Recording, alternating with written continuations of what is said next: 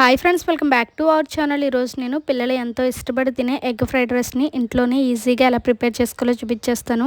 మీకు ఎప్పుడైనా టైం లేనప్పుడు, లేదంటే సింపుల్గా పిల్లలకి ఏదైనా లంచ్ బాక్స్లోకి చేయాలనుకుంటే ఈ రెసిపీని అయితే తప్పకుండా ట్రై చేయండి.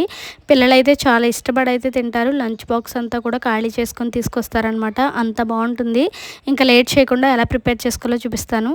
ఫస్ట్ ఒక బౌల్ తీసుకొని అందులోకి ఒక గ్లాసు బాస్మతి రైస్ని అయితే యాడ్ చేసుకోవాలి. ఒక 2-3 సార్లు శుభ్రంగా క్లీన్ చేసేసుకున్నాక అందులోకి తగినంత వాటర్ పోసుకొని స్టవ్ మీద పెట్టుకొని ఫస్ట్ రైస్ అయితే కుక్ చేసుకోవాలన్నమాట. ఇక్కడ నేను బాస్మతి రైస్ అయితే తీసుకున్నాను. మీరు బాస్మతి రైస్ ప్లేస్లో నార్మల్ రైస్తో కూడా అయితే చేసుకోవచ్చు ఈ ఫ్రైడ్ రైస్ అనేది.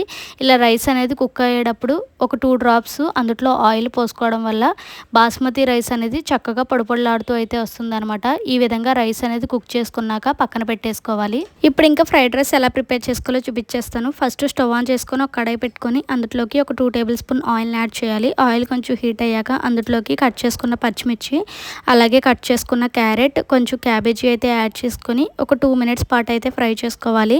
ఇలా ఫ్రై చేసేసుకున్నాక అందులోకి ఎగ్స్ని అయితే యాడ్ చేసుకోవాలన్నమాట.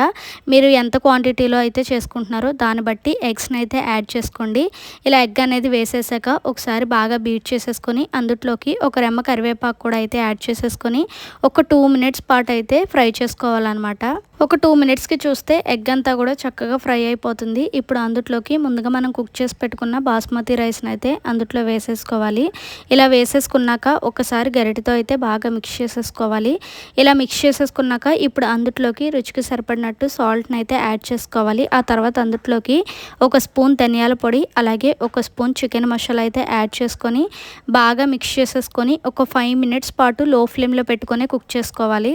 ఇంకా 5 మినిట్స్కి చూస్తే ఎగ్ ఫ్రైడ్ రైస్ అయితే రెడీ అయిపోతుంది. ఇంకా పైన కొత్తిమీరతో గార్నిష్ చేసేసుకొని పిల్లలకి లంచ్ బాక్స్లో సర్వ్ చేసేస్తే ఎంతో టేస్టీగా ఉండే ఎగ్ ఫ్రైడ్ రైస్ అయితే రెడీ ఫ్రెండ్స్. ఇలా ఎలాంటి సాసెస్ అనేవి వేయకుండా చేయడం వల్ల పిల్లలకి చాలా హెల్దీ అండ్ చాలా ఇష్టంగా అయితే తింటారు. మరి మీకు కూడా ఈ సింపుల్ రెసిపీ నచ్చినట్లయితే ట్రై చేయండి. ట్రై చేసి ఎలా వచ్చింది ఏంటి అనేది నాకు కింద కామెంట్ సెక్షన్లో కామెంట్ చేసేయండి.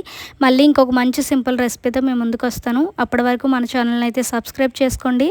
Thanks for watching. Keep supporting our channel. Bye friends.